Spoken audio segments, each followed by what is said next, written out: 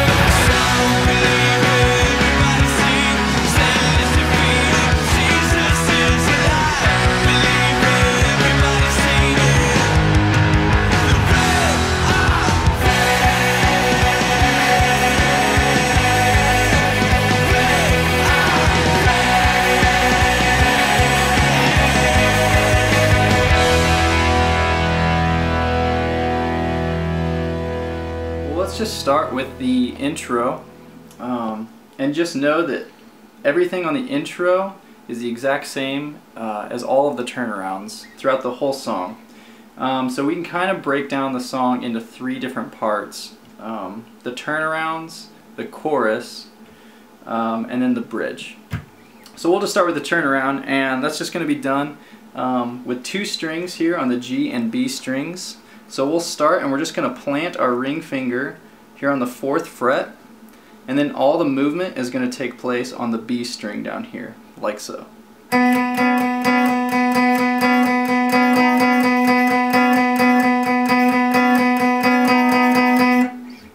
And then you just turn around and do the entire thing all over again.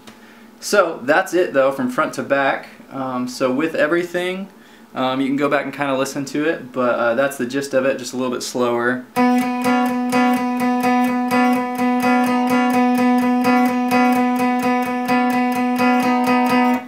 And then we'll just throw on some overdrive, and then you have the sound.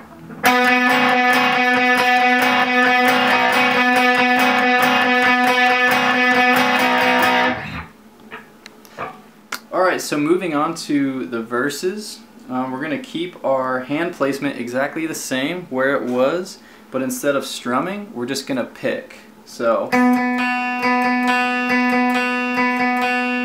that's kind of the feel you're going for, and you can just practice like that without any moving. And then I'll show you now, you can kind of divide the verses up into two different sections. The first being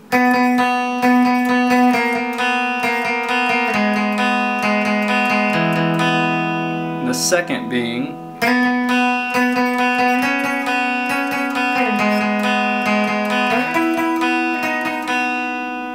So now you add a little bit of overdrive, you put those two things together, and then this is both of the verses.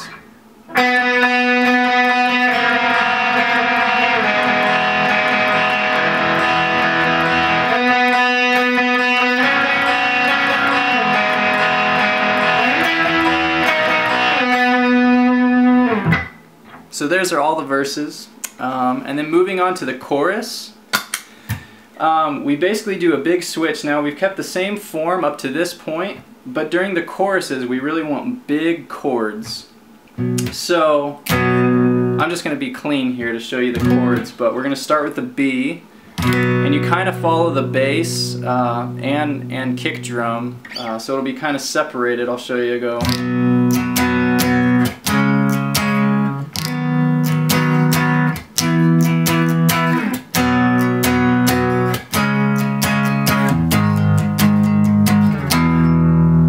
That's the whole thing right there.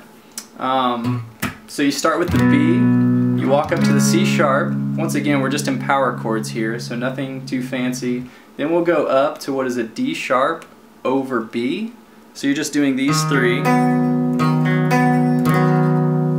then up to the E, right there. And then the second part, once again, start on the B, go up to the C sharp, and then go to the G sharp, and then E.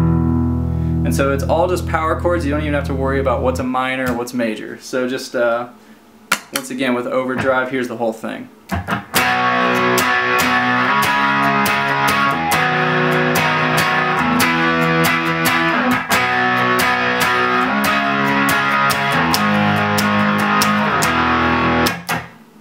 And there's the chorus.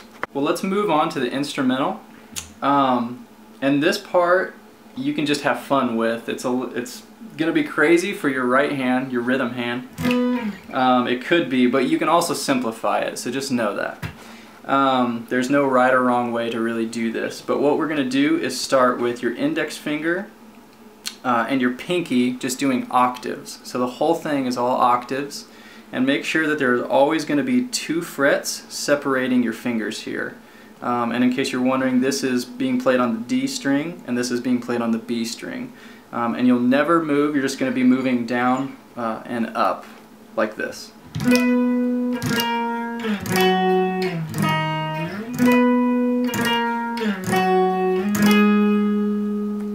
So that's kind of how it goes, and then I'll keep going on that and I'll show you. It's just once again divided up into 2 sections.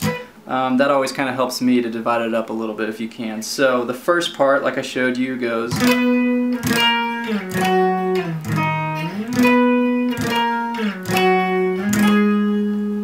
with the next part going like this.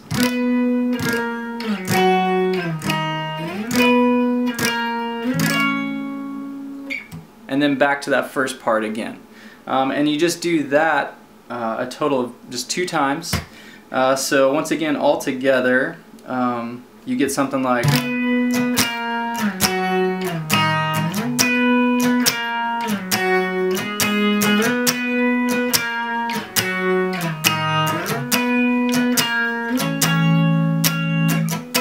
And then back to that one again.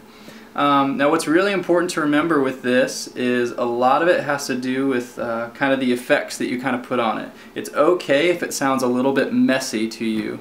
I put on, and I'll put on some delay right now, and then I also put on some reverb, and that's with the same overdrive I've been using throughout the whole song. So let me tap some delay here, and I'll turn on some overdrive. And I'll take it a little bit slower, but this is kind of the general sound I go for.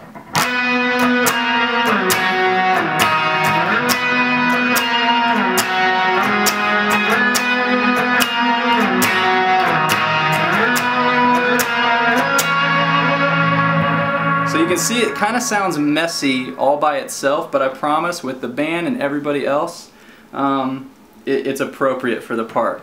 The one last thing you can choose to do or not to, if you're feeling up to it, is to kind of make it like a double time rhythm. So what I was doing just then, slower, you can, if you want, you can go.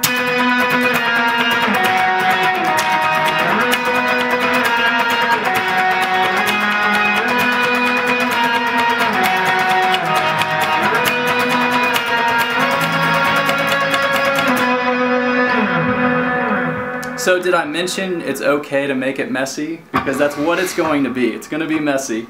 But it's an anthem song, and that's okay, to be honest. You don't have to be perfect ever when you're playing any of these parts.